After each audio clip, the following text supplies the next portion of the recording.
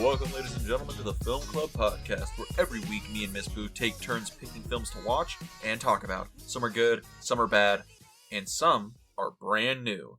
In this month's edition of the Film Club. So, Boo, how are you? I'm good, and we're kicking off the second week of Newvember, and Yes, this we are. is my pick today, so we're going to be talking about the 2001 film Donnie Darko.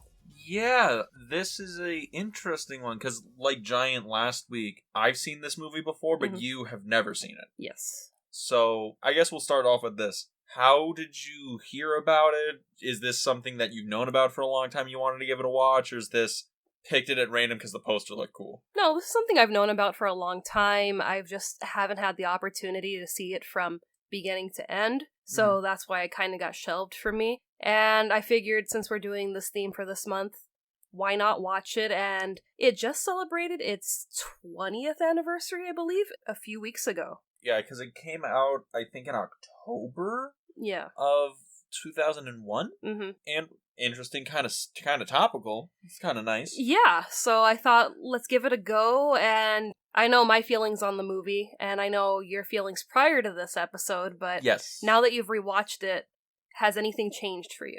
Okay, I guess to give context, I saw this movie a long time ago. When it had its first run on DVD, I had some older cousins who were, let's say, in the crowd of people who should love Donnie Darko. Yeah. And they're like, hey, we're going to watch this movie. And I watched it, and they are the worst people on the planet to watch movies with. Okay. Sorry. And I just didn't like it. I thought everybody was kind of assholes. Donnie didn't do anything for me. And I remember putting it away at like 10 or 11 and being like, I didn't like that movie. I'm okay. Yeah.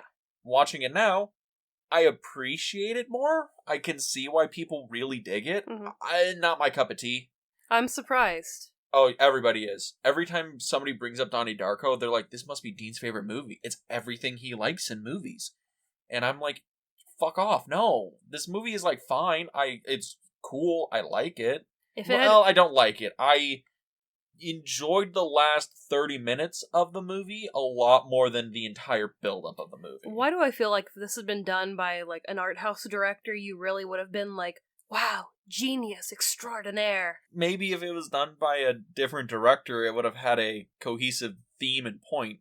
But, you know, well, wow. we're going to get into that later, but I will say my opinions on the movie have changed and softened a lot on it. Okay. I don't hate it anymore. Wow. I just don't love it. But I'm curious about you. What did you think? I ended up really liking it. Really? It wasn't what I anticipated it to be. And I really kind of liked that it was more on the line of like the butterfly effect. Yeah. And that's how I felt watching it. I'm like, okay, it feels like we're starting at the ending and we're kind of seeing us work our way to really the beginning. It's very weird. It's a very weird movie. And I had to do a lot of research on it afterwards just to kind of put, some of those missing puzzle pieces together because I enjoy movies that make me think. And this one really gets you going like, well, why is this happening? How is this connected? So it was. And you hated Eraserhead. I don't get it. Oh, Eraserhead was just so confusing until you explained it to me. Yeah. I mean, well, because you said it wasn't what you expected. What did you expect? Because we talked about it in Giant that I built the whole movie off of the poster and it was completely wrong? Yeah. Did that happen to you with this film? Yeah, I've only seen stills, the posters. I've never seen the trailer. I only watched the trailer, prior to us recording this. And I thought, okay, there's Frank the Rabbit. And I thought, okay, maybe Frank, convinces Donnie to do, terrible things to people. So it's going to be like Donnie's a sick kid and then, progresses into maybe a murderer or something. And it's like, no, this is a completely different story. I mean, you were mildly correct because Frank is doing... This movie gets a little weird once we get into it. Yeah. But yeah, so going in, this is a better movie than you thought it was going to be? Oh yeah, even if it had been a thing where, Donnie turns into a slasher and he's just going after everybody. We love slasher movies here at the Film Club. Yeah. I would have thought that was cool, but, I think this is cool that there's just little different elements that go into the story of Donnie Darko. I guess that's true. I have issue with the film just because I don't know, it just feels like the movie wasn't very, on a certain level, I don't think the movie was all the way fleshed out as much as it really needed to be. But, I mean, I do notice there's really good things about the movie. I guess it just doesn't resonate with me for some reason. I mean, there's even a report that Jake Gyllenhaal and Seth Rogen, who are in this movie, said at the wrap party they had no idea what this movie meant. Yeah, I saw that quote, and I enjoyed that quote. Yeah, that's why I had to do, a lot of research after, because it's like, okay, I kind of have a grasp at what's going on, but there's still a lot of unknown in this movie. And then I guess there's like a director's cut or deleted scenes to make the movie even longer. Yeah. Yeah, I guess we'll finally get into the actual movie at hand. Where do you want to start? Let's start with the plot, because I think if you guys haven't seen the movie, you're going to need a little bit more context of what's going on, because even we're struggling. So, the movie begins on October 2nd, 1988 in Middlesex, Virginia, and the troubled teenager Donnie Darko has been experiencing bouts of sleepwalking. And in one of his episodes, he is led by a mysterious voice out of his home, and once outside, he meets a figure in a monstrous rabbit costume, whom Donnie refers to as Frank. Frank tells Donnie that the world will end in 28 days, 6 hours, 42 minutes, and 12 seconds. Donnie wakes up the next morning on a local golf course and returns home to discover a jet engine has crashed into his bedroom. His older sister Elizabeth tells him the FAA has no idea where the engine came from. So, it opens really interestingly, right? Yeah, because before this even happens, we have Donnie waking up in the woods. Yeah. And no, he wakes up on the street. He wakes up in the middle of fucking nowhere. Yeah, he wakes up, on like a hiking path. Yeah. And we see him, get back on his bike and travel into town, and it's not even like a thing of how did I get here? It's like, oh shit, this happened again. And he goes home and his family's kind of like, oh, well, he's back. Whatever. And we get that, message on the fridge, where's Donnie? And, once we get really into the movie later, it's kind of, did Frank leave that message that's on the fridge? It's very weird. It's just like, I didn't think it was that weird. He's a kid who sleepwalks and just kind of wanders off. Honestly, my issue with the opening is that he's kind of a dick. He just calls his mom a bitch. Yeah, that was pretty rough. He's an upfront, asshole to, his entire family. And it's one of those things where I'm like, oh, I get it. He's, the troubled teenager. He's, rebelling or whatever. But I'm like, bruh, can you not talk about, oral in front of your, 10-year-old sister? Can you not? I get it. You're supposed to be edgy. Can you fucking not right now? And I was very surprised that Maggie Gyllenhaal was cast in the movie. Yeah, well, I found out that she was cast because they needed a Jake Gyllenhaal sister. They needed Donnie's sister. And the casting agents were like, well, why don't we just cast his actual sister? She's cheap. But it was just, weird because we see the younger sister first. So, okay, you've got, the little girl with the blonde hair, the blue eyes, and you have Donnie, with the dark hair, and he's, kind of just his own, the black sheep of the family. And I was like, oh shit, Maggie Gyllenhaal's in this too. So it's like, okay, so we have, an actual sibling, connection right here. So we're kind of seeing, we have the older sister that's on her way to Harvard. We have the younger sister that's, really in a dance troupe. Yeah, she's really talented. And we kind of have Donnie, who's misunderstood, but also really deep and artistic at the same time. I mean, I guess you could put it like that. My thing with this setup is it's a really good setup because it sets up something really interesting. Mm-hmm. This kid, he has this vision while he's sleepwalking. Yeah. And an outside force tells him the world's gonna end. And when he comes back, something destroyed my house. And if it weren't for this outside force, I'd be dead right now. Yeah. That's a really good setup to a Twilight Zone style episode or a really interesting sci-fi weird story. I like that kind of fiction. It's really cool. It's just Donnie the character, I didn't think they did well enough to make me want to follow him in the opening. Mm-hmm. I understand Donnie as a character, but my takeaway of the opening, however long, is man, Donnie's kind of an asshole. That was like my takeaway. Yeah, and, hearing him tell his parents, I don't want to be on medication, I don't want to do this, it's like, okay, I can understand why he's being a dick. You're a teenager, you have whatever issues, you have to be, heavily medicated, you have to go talk to a therapist however many times a week. Yeah, that would be frustrating when your siblings are carrying on in their own lives with, really no worries, no fuss. But let's move on to the rest of this plot. So, the next thing that happens that's of any major importance is over the next several days, Donnie continues to have visions of Frank. Yeah. His parents consult with his psychiatrist, Dr. Thurman. She believes he is detached from reality and that his visions of Frank are daylight hallucinations due to paranoid schizophrenia. Mm-hmm. Donnie also meets a girl named Gretchen Ross. Later, Donnie goes to a clearing and shoots bottles with his friends, who, while there, spot a seemingly senile old woman who stands in the road in front of her house and is almost run over. The old woman is nicknamed Grandma Death by the locals. She stands on the road every day, checks her empty mailbox, and despite that, she never receives any mail. This is where it gets really Twin Peaksy all of a sudden with Grandma Death. Yeah, because we see Grandma Death the first time when Donnie's dad is taking him to treatment. Yeah. And they almost run her over, and that's when she whispers into his ear. And it's interesting to see her again later when they're shooting the guns, and it's just, she's on a constant loop of going back and forth to check the mailbox. And it's just I like that they really evolved her story from being the crazy old lady that lives up in the hills to really kind of having a deep connection into the story at hand, yeah. Into the story, but also this alternate universe that we're in. Yeah, I thought the Grandma Death stuff was interesting because there is an effort for world building. There's people in this town, they're trying to make it feel lived in. Some people have these weird, quirky personalities and, things like that. Yeah.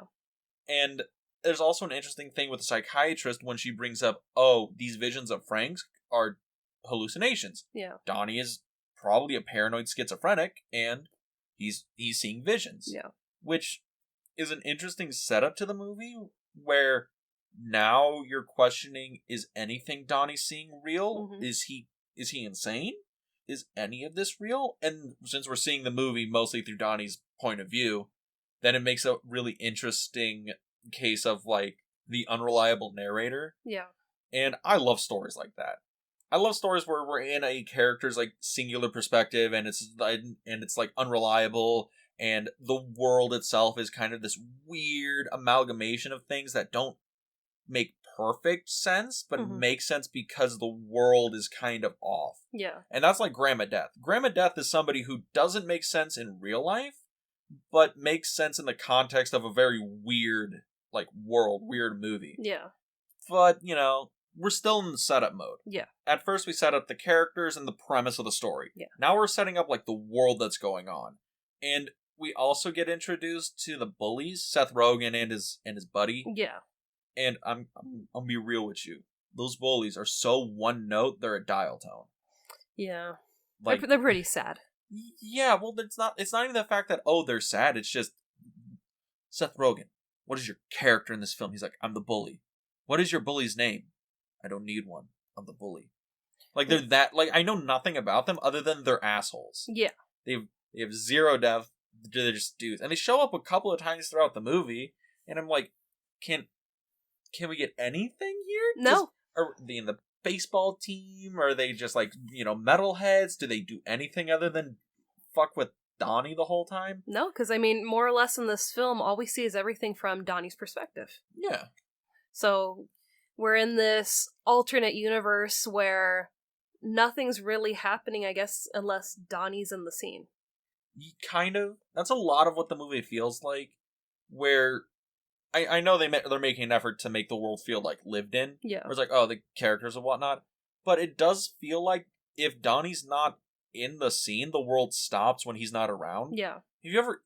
I know you've never played RPGs, D&D or anything like that.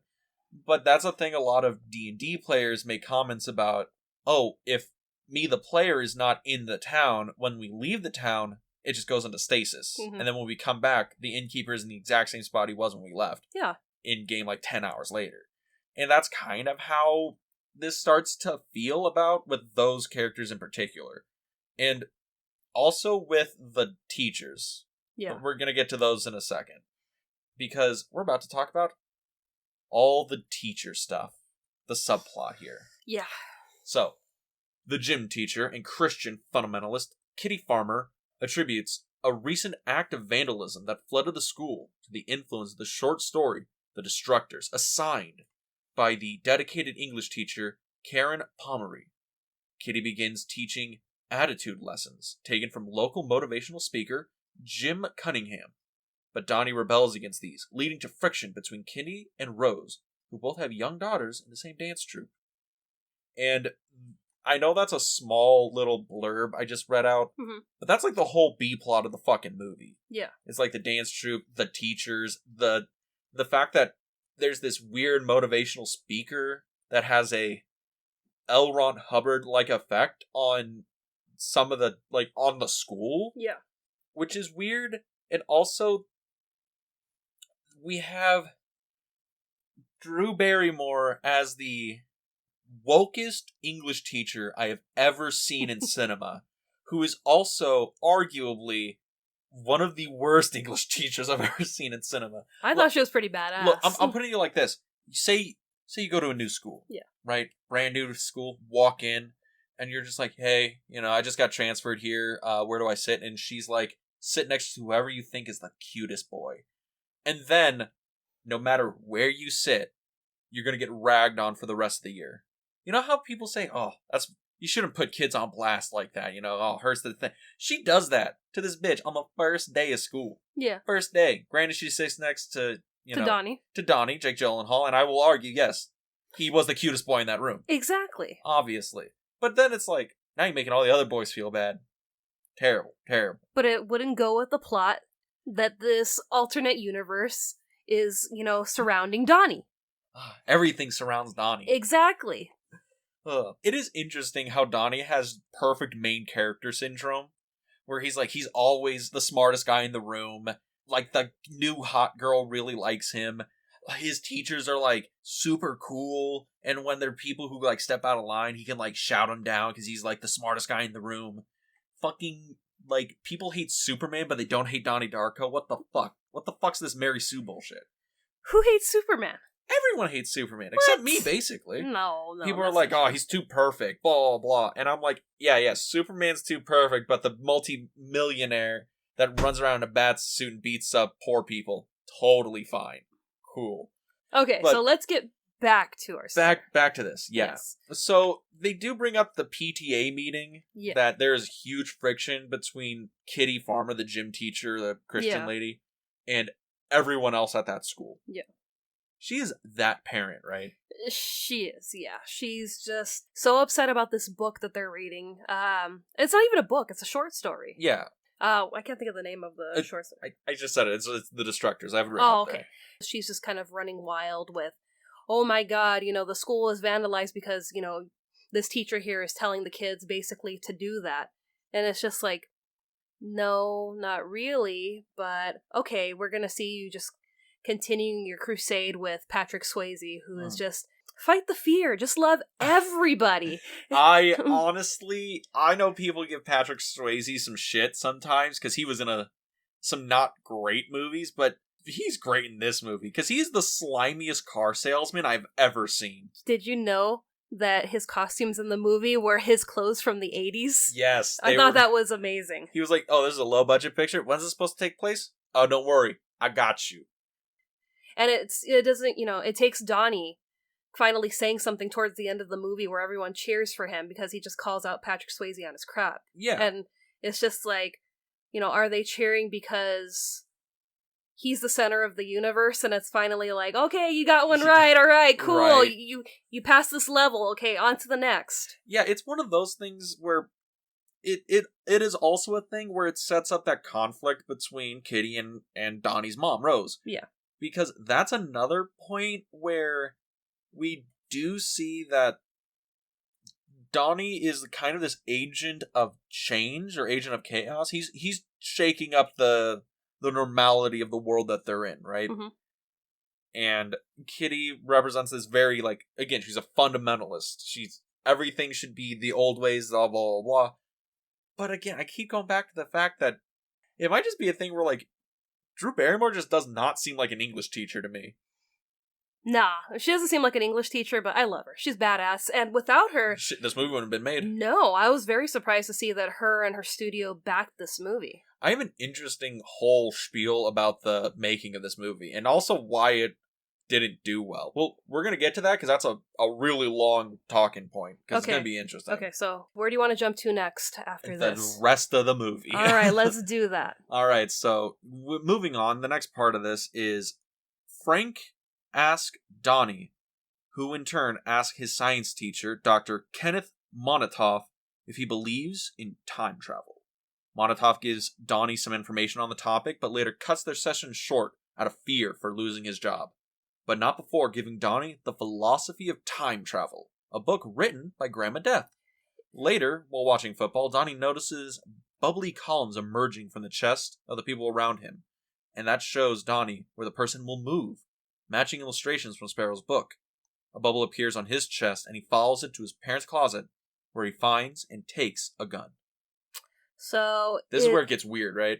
So is it Monatoff, is it his fear that he's going to lose his job? Or is it the universe stopping him from revealing all the answers to Donnie? I believe it's the fact Monatoff realizes halfway through these conversations that, oh, this kid isn't curious. He thinks God is telling him time travel's real. But we're also in an alternate universe.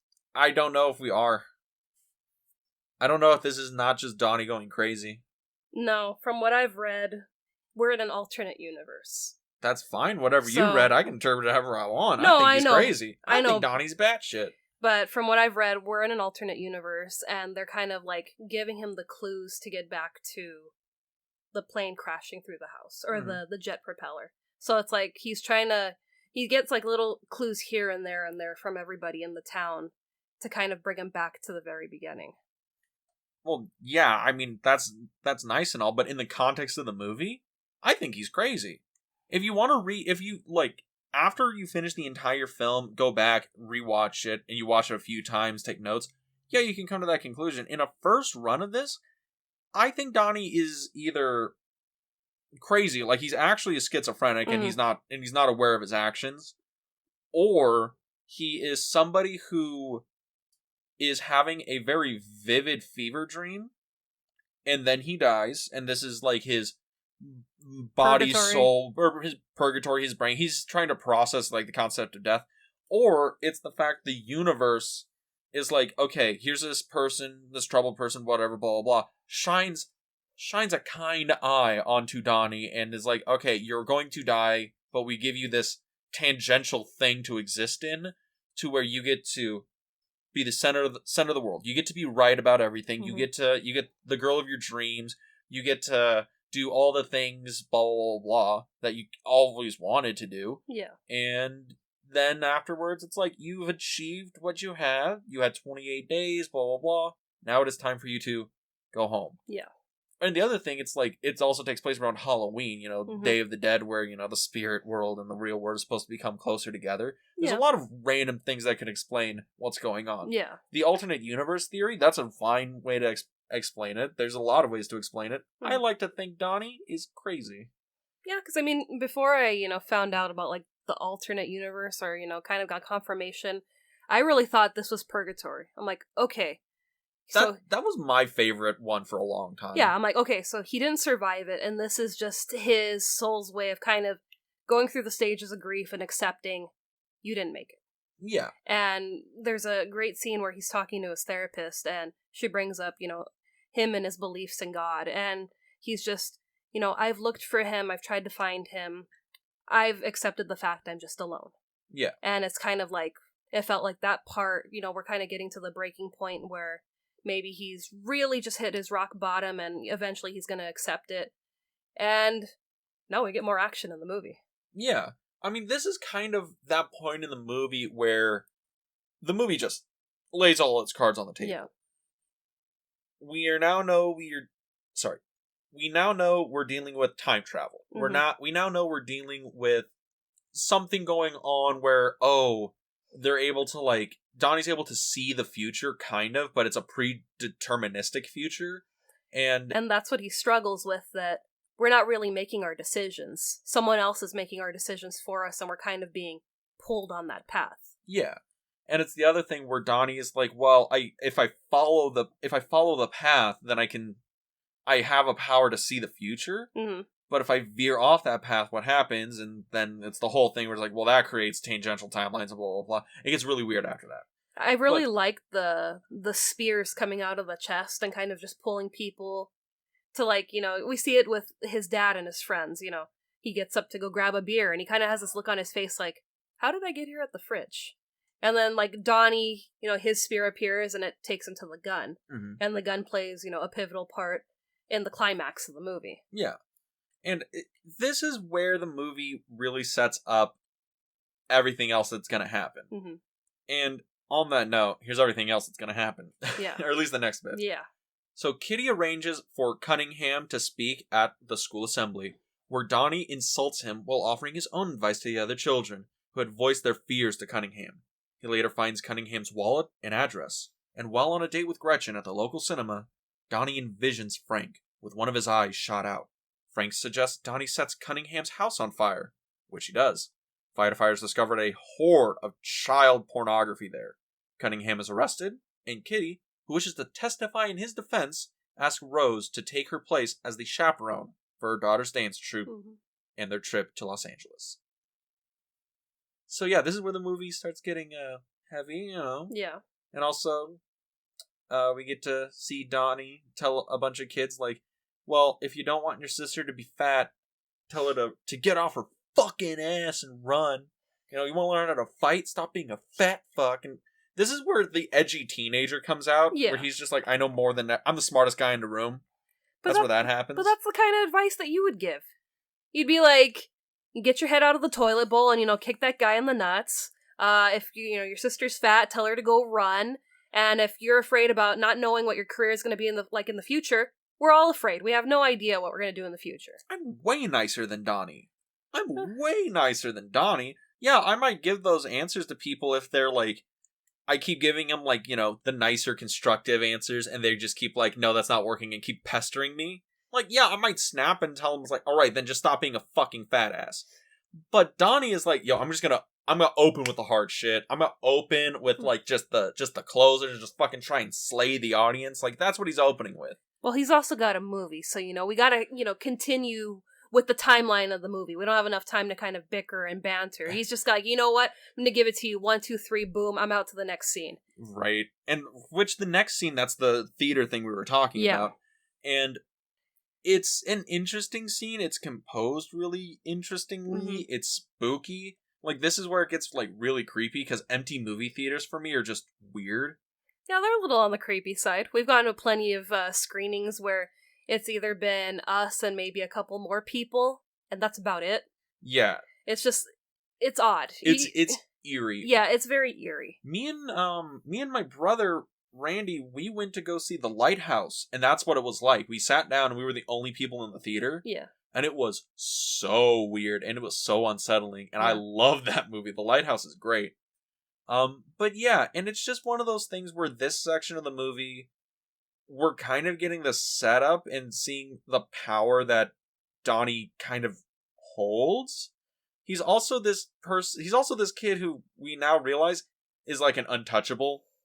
We now know he's main character. He just breaks into this guy's house, sets it on fire. No one seems to care or notice. What I think is creepy... He's just justified immediately. What I think is creepy is, you know, Jake Gyllenhaal, kudos to him. He made sure not to really blink a lot in the movie to make him, you know, seem, you know, creepier. But also, his face whenever Frank appears. He's just like, you know, kind of melancholy look, and then when Frank appears, he kind of gets that, you know... weird giddy look. That evil gleam in his eye, and it's just like, you know... He's not really afraid of Frank. He's loving, you know, the go burn his house down. He's all right, say no more. He's loving the excuse to just be the asshole, to be mischievous. And it's interesting. I am coming around on that. It's just a thing where, man, I wish Danny was out of his ass sometimes, because he is way the fuck up there. Donnie. Yeah, I wish both of them were out of their ass. Like, way to fuck up there. I swear to God. It might just be a thing. I just have a natural aversion to the edgy kid who thinks he's the toughest, or thinks he's the smartest guy in the room. I just have an aversion to that on like principle. I don't know.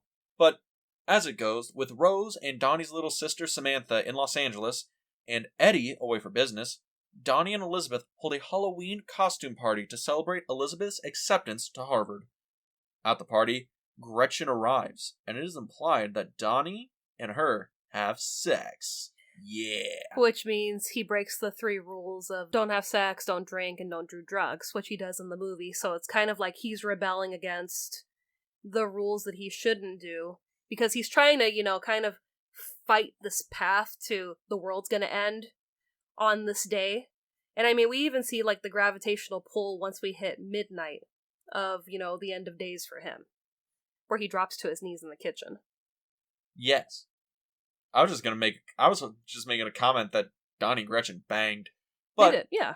As it goes, when Donnie realizes that Frank's prophesized end of the world is only hours away, he takes Gretchen and his 2 friends to find Grandma Death. And instead, he finds the 2 high school bullies, Seth Rogen and his buddy Ricky, who fight Donnie in the road in front of Grandma Death's house. But Donnie's 2 friends fucking bail because they're a bunch of pussies. And Gretchen is killed by a oncoming car. The driver is Elizabeth's boyfriend, Frank, wearing the same rabbit costume that Donnie's seen in his visions. And Donnie shoots him in the eye with his father's stolen gun and walks home carrying a dead Gretchen. Is that her boyfriend? Yeah, that's what it's set up for in the movie. Really? Like, in the beginning of the movie, when she comes home, like, super early in the morning, like 6 a.m., she's leaving out of Frank's car.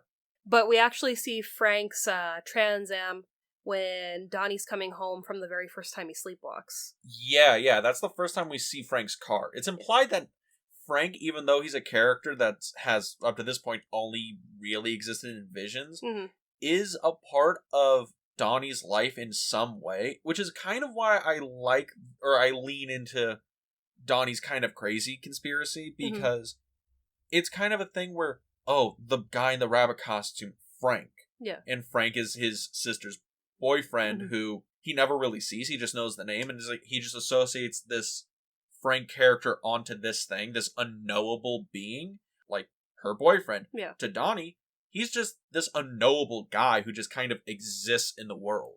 Yeah, because even when his parents are talking to the therapist is like, hey, Donnie has a new friend, right? And they're like, oh, really? Like, yeah, Frank the bunny.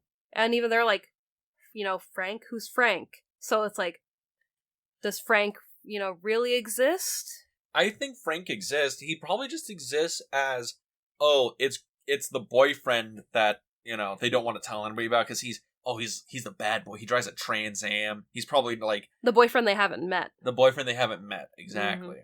We've all been there. But, And I think it's just interesting, when we really see Frank for the first time, when he takes his mask off in the theater, and, his eye's really damaged, and... yeah, he's like a bullet hole. And Donnie's like, what happened to you? And what does he say? Like, or you kind of know, or you'll see. Something very cryptic. I think it's like you'll see, or you'll find out. Yeah. Which is an interesting, like, foreshadowing thing. It's a little... I think that's not handled super subtly, but I don't think it really wants to be subtle. It just wants to be like, yo, Donnie's gonna fucking kill somebody, guys. Hold on, it's gonna be great. I know you got another hour of this. Just hold on, guys. It's gonna get better. And when we do have that, like, interaction, it's interesting, but it seems like Donnie is, like, 1,000,000 miles away, and he's just doing this because, well, the spheres are telling me to do it, man. Time is telling me to do it. Yeah. And it's interesting. It's an interesting, like, climax of the movie. The rest of this is, like, the falling action, and then us finally getting the grand, quote-unquote, reveal of what's going on in the world. Which I think the ending of this movie just kind of revs the engine up, but doesn't let you get off the starting line. Not a huge fan of the ending, because it's like, we've been setting up to this big cool shit, and it's like, nah. The other, like, 2 hours you watched, that shit didn't matter. Well, I mean, we're kind of, again, that pulls more to this alternate universe where he's kind of correcting the things that have gone wrong in this, alternate world he's living in. So he's kind of figured out towards the end, this really isn't happening, and he's like, look, Gretchen gets killed by Frank, he kills Frank, and he's like, okay, I could bring both of these people back by essentially having myself die and take, place, take the place for the two of them, so they can live a normal life. Well, yeah, I get the whole, it's a wonderful world kind of thing where, a wonderful life. Or, sorry, it's a wonderful life kind of thing where, if I live, then people die because of me. Mm-hmm. Even though I might do, like, some good, catch, a pedo guy. But, if I die, then these people live, and blah, blah, blah. And it really puts Donnie in the center of the universe here. Mm-hmm. And this is where he reaches the end of that journey, and then he has to kind of decide what he's going to do. Yeah. But in the theatrical cut, it doesn't really imply it's a choice. Mm-hmm. It's just, now it happens. Because, okay, here's the ending of the movie, everyone. Spoilers, I guess. Yeah. We're really far in. Yeah. So, Donnie returns home as a vortex forms over his house. He watches as the plane carrying Rose and the dance troupe from Los Angeles gets caught in the vortex, which rips apart and catches one of the engines, and events of the previous 28 days rewind. Donnie wakes up in his bedroom, recognizes the date as October 2nd, and laughs as the jet engine falls into his bedroom, crushing him. Around town, those whose lives Donnie would have touched wake up from troubled dreams. Gretchen, who in this timeline has never met Donnie, bikes by the Darko home the next morning and learns of his death. She and Rose exchange a glance and wave as if they knew each other, but cannot remember why. So it basically implies the entire rest of the movie just didn't matter. No, it's more of a thing where, from what I've read, Donnie's considered a receiver because he's able to kind of, live on the other side and live here. And it's the same as Grandma Death, where she's kind of the same kind of person too, and she's survived it. Yeah, she can see both sides of this. And yeah, so it could have been a thing where when he wakes up and he's in his bed and he laughs because, today's the day it's going to happen. He could have just gotten up and walked out of his room, let the thing crash, and everyone would have lived, including himself. But I think he was just kind of like, I'm done. I can't do this anymore, and he just... Well, that's the thing with, Grandma Death, right? Yeah. If Donnie got up and lived, then he would just repeat the loop. Mm-hmm. Like Grandma Death, yeah. He just repeats the loop over and over again. My assumption with Grandma Death is, she's somebody who, well, if I'm repeating this loop over and over again because, I want to die, and the only way I know how I die is how I get hit by a car. Yeah. Or whatever. That's her predeterministic, death. But with Donnie, I feel like when he wakes up, he becomes aware what happened beforehand was not real. Also, the thing where the engine falls through the ceiling and we have this repetition of the shots and everything from the beginning, and it kind of plays out again in the ending, but now we have a new context and all this other things. I think the ending is well done. I don't know. For some reason, the ending just makes me feel cold. I feel like, okay, Donnie now has died, but him being an agent of chaos and an agent of change now is irrelevant. Because, yes, the alternate timeline has ceased to exist. Yeah. That loop is closed. Yeah. And now the mainstream timeline that they're in now has a child predator free. They're still gonna have the plane crash with his sister on it, presumably, and there's a whole other strewn of things. It's the butterfly effect, like you said earlier, where because Donnie's no longer part of the world, the implications for the world that he now left behind is a net negative. Or from what I was reading, I think there's deleted scenes where Patrick Swayze's character still ends up getting caught for the child pornography ring, and I think he commits suicide to kind of get himself out of it. Well, yeah, but that's bringing in things that are not in the theatrical cut we watched. Yeah. And I understand that because, there is a director's cut. It adds a lot of content. Yeah. And it kind of ties in all the issues I may have with this film. But again, I watched the theatrical cut. I watched the one that was released to the masses. See, that's the thing. We never know, but we do know some things that I can extrapolate because we've seen, this is a time travel movie. Yeah. It's a whole thing where everything is like a predeterministic like set of things going on.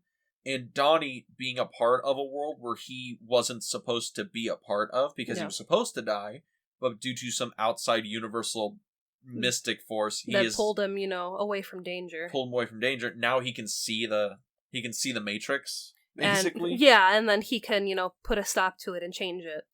It really sucks because there are chunks of this movie I really dig, but there's like the big glaring like aversion lights for me that just pull me right out of it.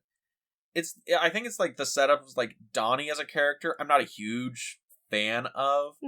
There's, the bullies and a couple other people. Like his sisters are pretty one note. They don't have real personality. They are conduits for Donnie to talk to. That's 99% of people in this movie. Yeah. They are objects for Donnie to talk to. Yeah. They don't have a lot of depth or anything like that.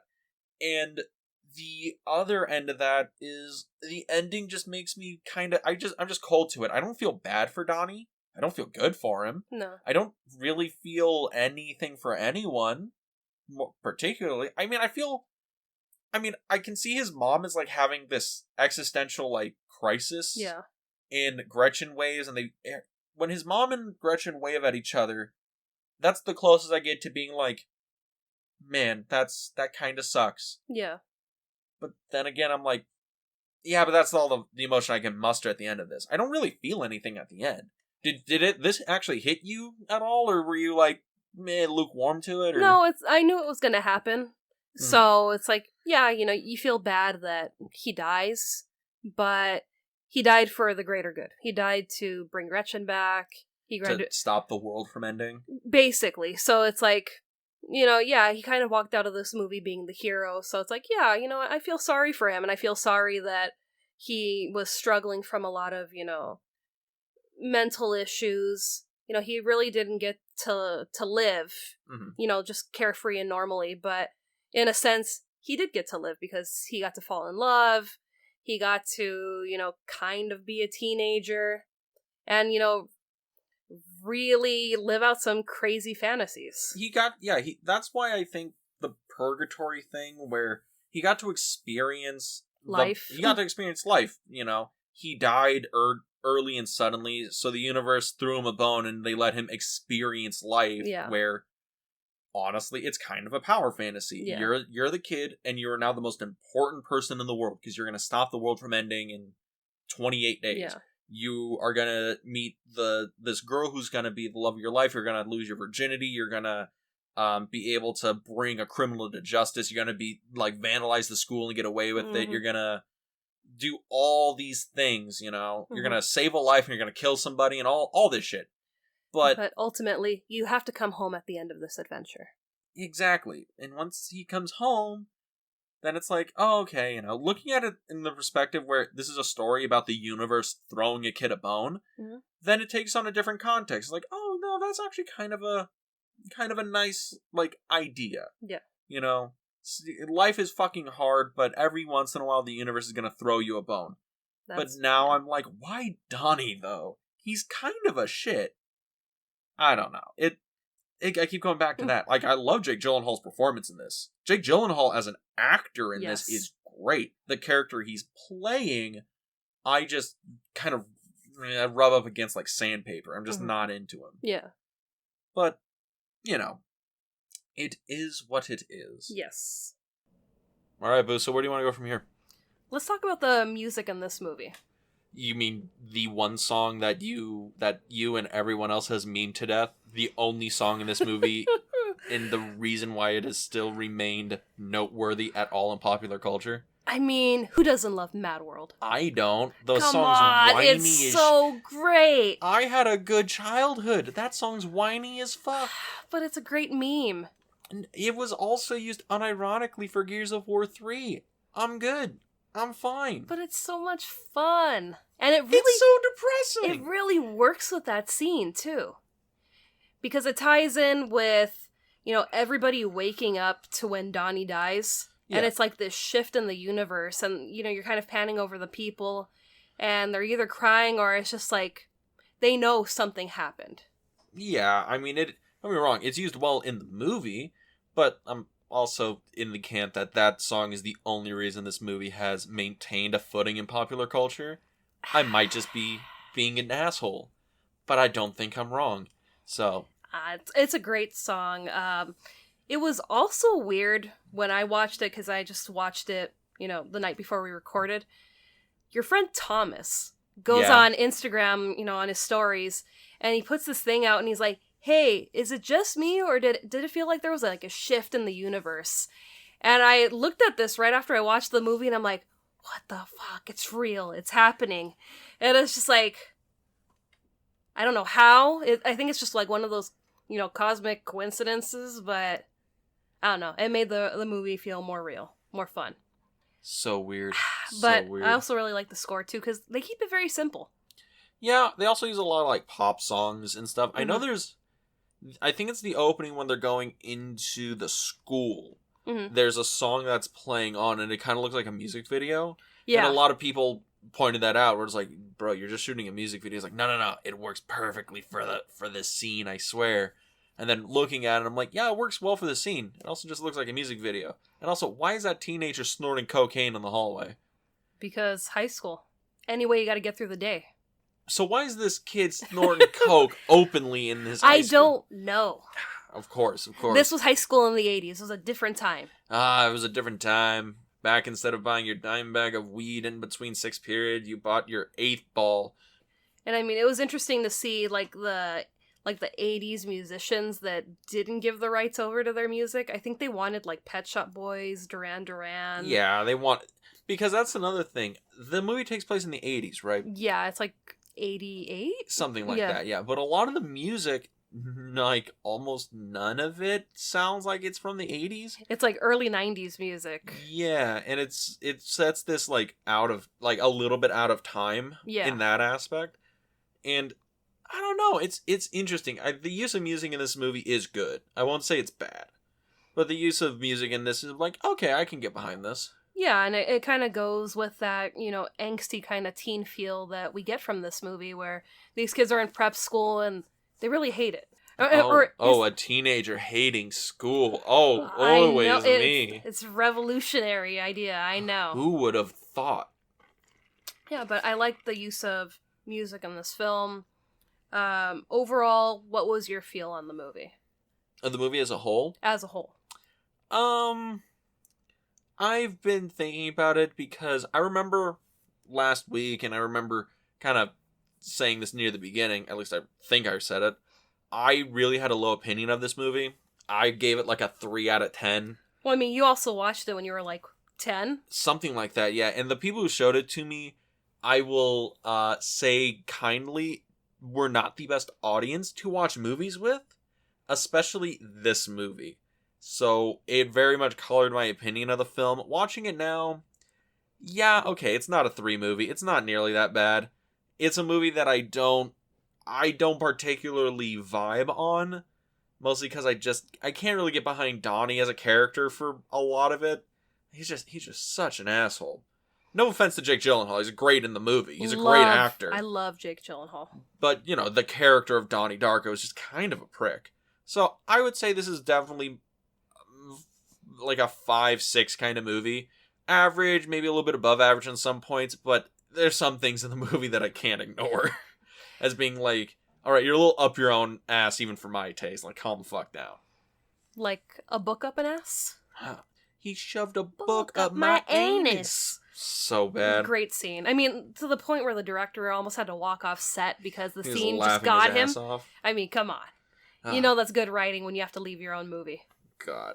But I'm assuming you had a very high opinion of this movie? I really liked it. I wasn't sure what to expect. I mean, of course, I felt, super sad for Donnie at the end when he dies. in place of, bringing back Gretchen and Frank and making the world a better place.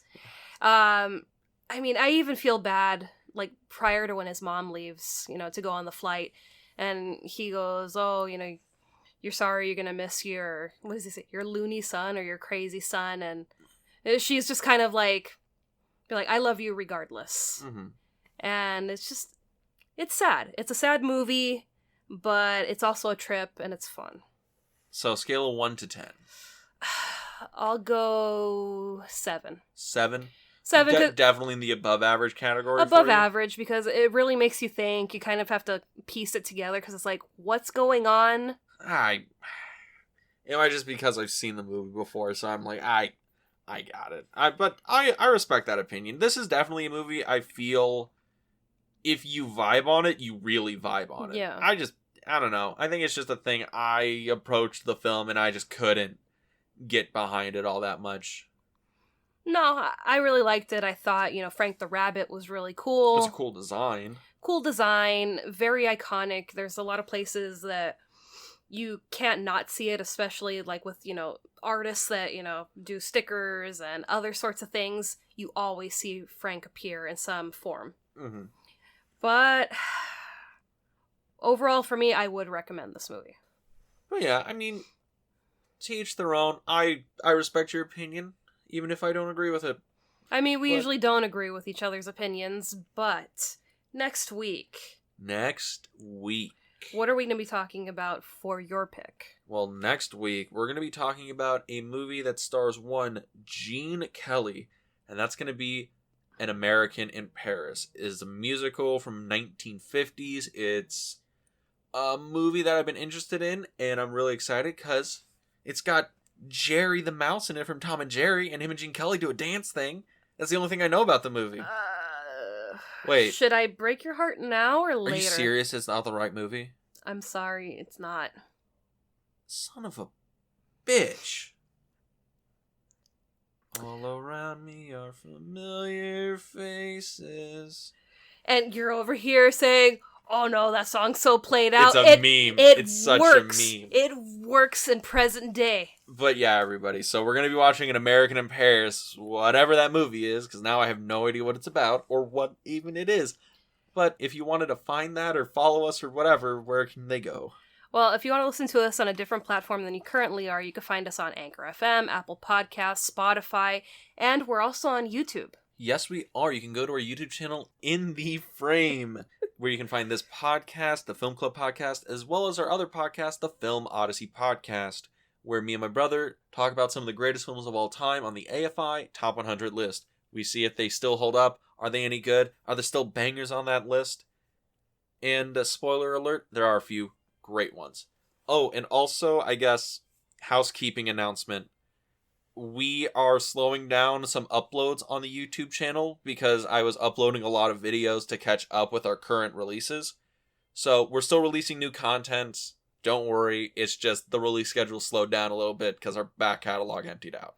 But more coming along. And with us here at the Film Club, if you're listening to us on Apple Podcasts or Spotify, we are continuing with our weekly uploads on Thursdays. And with that, we'll see you next week at the Film Club. Have a great week, everyone.